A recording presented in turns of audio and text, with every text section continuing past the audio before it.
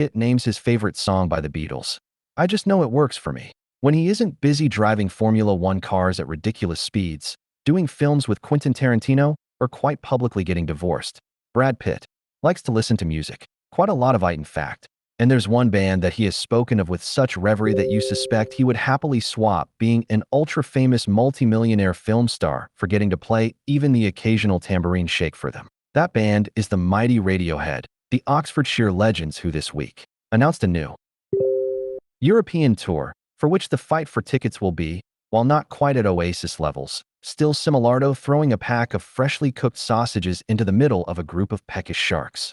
Pitt has talked on several occasions of the esteem he holds Radiohead and their singer Thom, Yorke in, and it's basically as though they were untouchable musical deities, sent down from heaven to supply the world with first some excellent guitar rock, and then some electronica that essentially founded completely new genres of music. The Fight Club actor even wanted Yorke to soundtrack that film and sent missives along with Ed Norton to try to convince him, but to no avail. To give you a sense of just how high a regard Pitt holds the band, he once said of them, "What comes out in them, I don't think is anything they could actually articulate, but I would certainly say that it's that which we all know is true somewhere when we're in our deepest sleep.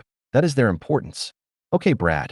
If there's a previous equivalent to Radiohead, though, a group that combined experimentation with mass popularity, then it's surely the Beatles, a band that Radiohead bassist Colin Greenwood has cited as a big influence on them, especially while recording the astonishing 1997 album OK Computer. Pitt is similarly a fan of the Fab Four and a couple of songs in particular. The one that wins out, though, is the opening gambit from 1969's magnetic masterpiece, Abbey Road. In revealing his favorite Beatles tracks, Pitt said, "Come together, while my guitar gently weeps."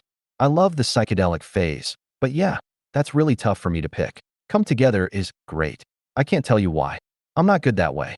I just know it works for me. Come Together is based around a looping bass line played by Paul McCartney, but as with most Beatles songs, it was sung by the writer, John Lennon. It came about after Lennon was visited by the American author Timothy Leary during a bed-in, and he asked the Beatle to write him a song to back his running for governor of California, the tagline for which was "Come Together and Join the Party." In the end, however, Lennon didn't finish Leary's song, but took the opening words for a imagining of a Chuck Berry tune called "You Can't Catch Me." Ringo Starr played his famous drum beat with the use of tea towels draped over his kit, and Lennon sang while clapping his hands. Perhaps slightly eerily, he also shouted the phrase "shoot me" repeatedly. Pitt, meanwhile, has been increasing the amount of producer roles he takes on with his company, which worked on huge Netflix smashes Adolescence and Baby Reindeer, expanding into Europe. In another musical tie-in, he serves as executive producer on the forthcoming documentary about the late, great singer-songwriter Jeff Buckley, named It's Never Over, Jeff Buckley.